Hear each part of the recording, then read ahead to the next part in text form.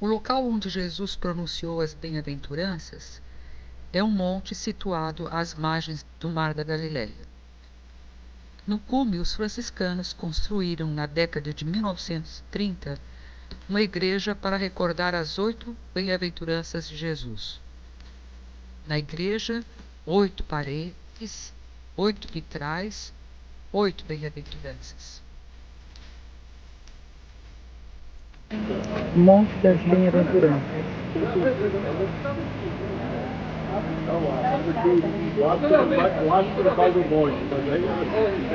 Abaixo do Mar da Galileia. Então, gente, hoy nós estamos no Monte das Bem-aventuranças. Es uno de los pocos lugares que no encontramos restos antiguos. No hay nada de antigüedad.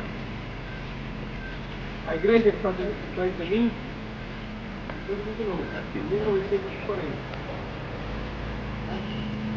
A igreja na época bizantina, que tiene el nombre de igreja de Monte das Bem-aventuranças, cuando nós vamos a ir para Cafarnaum, vamos falar com vocês sobre a igreja, está embaixo, perto de Cafarnaum. Por que razão, apesar de que aqui sempre tinham cultos, sempre tinham orações, naquela época bizantina, eles não construíram aqui uma igreja? Ninguém sabe. Mas sempre reconheceram aqui este lugar e um ministério. O Evangelho fala que eram 5.000 pessoas, não mais de 5.000 pessoas. 5.000 homens, 50 mulheres e crianças. Já, e nós deu por menos 15.000, como mínimo. Como mínimo 15.000, não mais. E vê que encontrou um lugar dentro do Mar da Galileia, no qual precisa haver comunidade de pessoas, e aquele que falasse, em qualquer ponto do lugar, todo mundo orienta ele. Senão é impossível. E hay 3 lugares. É o pequeno monte que está cá, à direita de vocês, este, que está à direita de vocês, não vê aqui, à esquerda. Mas por que quiseram ir aqui no centro? Onde está o centro? Não porque é o mais grande dos 3. Por um lugar, nada mais. Que pode ser que podía tener una gran cantidad de personas y después usted lo puede ver por el otro lado. Pode poder, sabemos. Mas é que houve lá antes, né? Então, o negócio é muito diferente. Deixa eu desligar lá atrás. Também amanhã eu vou pôr a camiseta. Eu estou esperando ele dizer o que ia avisar.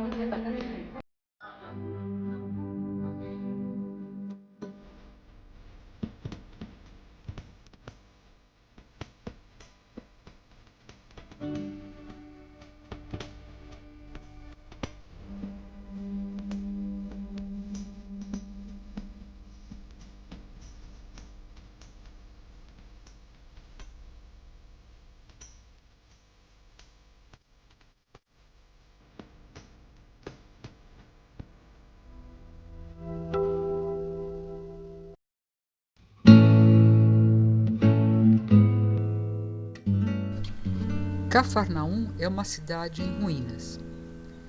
A Vila dos Pescadores é um pequeno vilarejo da Galileia, situado sobre as margens do lago Genezaré, onde Jesus morou. Cafarnaum era uma cidade muito pobre, mas bem organizada, à semelhança das cidades planejadas. Ela foi construída de forma octogonal, comum à cultura grega daquele tempo. Encontraram-se restos de uma sinagoga contemporânea de Jesus, onde posteriormente foi edificada uma outra. Nas ruínas da sinagoga, pode-se localizar o matroneu, na parte de trás, onde poderia ser também uma sala da catequese sinagogal. Do lado norte da vila, encontram-se pedras de moinho de farinha e azeite, escavados na pedra basáltica, típica da região. Na parte sul estão os restos das casas e a casa de Pedro, que Jesus visitava e onde fez milagres, como o da cura da sua sogra. A igreja atual é de 1986 e está construída sobre os restos desta casa. A cidade era dividida em 9 partes, chamadas de insulae. dispostas sobre os dois lados da estrada. Era ao redor desta que as pessoas construíam suas casas. As famílias se reuniam em clãs, ou seja, moravam no mesmo terreno, dividido em duas partes. No meio ficava um corredor disponível a todos. Um único ingresso, sempre munido de porta, separava as casas da estrada. Todo esse complexo de Cafarnaum pertence aos franciscanos. Técnica nada mais. E quando você está falando aldeia de Cafarnaum, você está falando uma redundância. Você está falando aldeia de Naum. Porque en realidad el nombre es un nombre hebraico que es Kfar Nahum, aldea de Naum.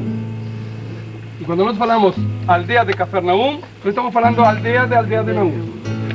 Mas como todo el mundo conoce el lugar como aldea de Cafarnaum, vamos a continuar llamando aldea de Cafarnaum. Por perto da sinagoga en dirección al mar, porque você tiene que lembrar una cosa muy importante, que estamos en una aldea de pescadores. O sea, que todas las estradas van en dirección al mar, y hay una sola que entra en dirección a la tierra. Una sola, todas las estradas, todas en dirección al mar. Y la excavación que fue feita fue encontrada a estrada que entra. No fue dejada ela, mas fue encontrada a estrada que entra por tierra. Mas o mais importante da lista é que Cafarnaum é um microclima. O que é um microclima? É um clima dentro de outro. Tem uma temperatura distinta dentro de todo o contexto da temperatura do lugar. Se a parte onde nós estuvimos agora, como as bem-aventuranças, ou em Tiberíades, fosse seco, não haveria problema. Mas como é úmido, você vê que Deus abençoa para ele. Bom, agora, gente,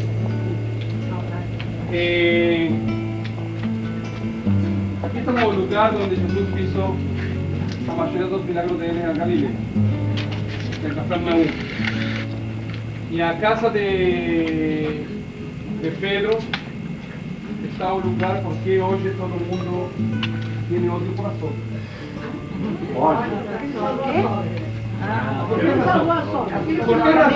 ¿Por qué razón Pedro negó a Jesús 3 veces? Porque Jesús salvó a su obra.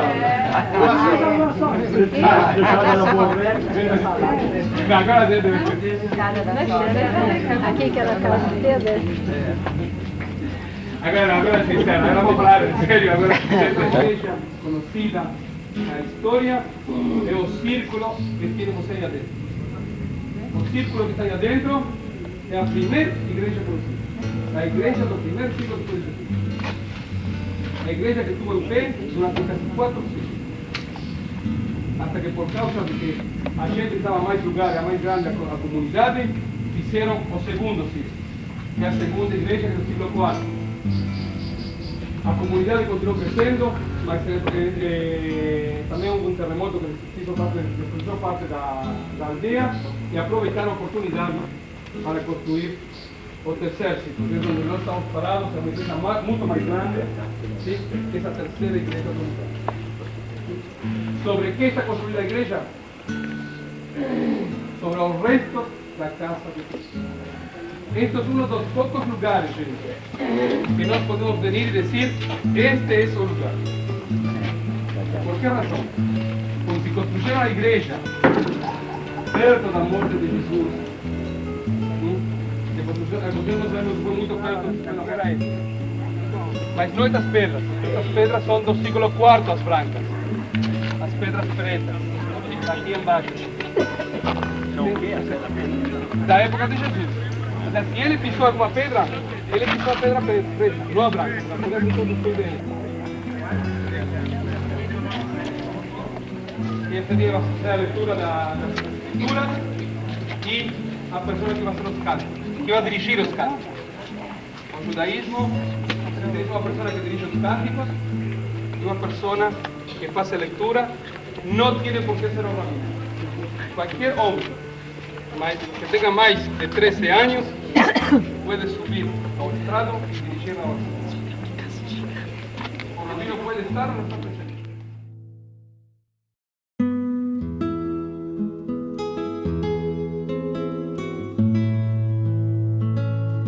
Esta pegou, sempre de tabla, porque hasta acostumado muito difícil as palavras compostas. Então, esta pegou de tabla, significa em grego a 7 pontos. 7 pontos de água. Por que razão? Detrás da igreja, a orelha do mar da Galileia, nasce 7 pontos de água. Increíble, gente, mais incrível de todas, são todas de água doce. Todas de água doce. Mas, que é incrível, essa água de água doce é incrível, não? Incrível que 4 delas são calientes. São termas, mas termas em todas partes do mundo é água sulfurosa. Aqui é o único lugar conhecido que tem água terma e terma de água doce. Não é muito caliente a água, teremos uma temperatura de 20 graus, uma temperatura. Já não é mais caliente em verano, mais frio, não. Todo ano mantém a mesma temperatura. Parava a pessoa ao meio do lugar e submergia ele dentro do água. Afundia ele dentro do água. É do século IV, do primeiro de todos.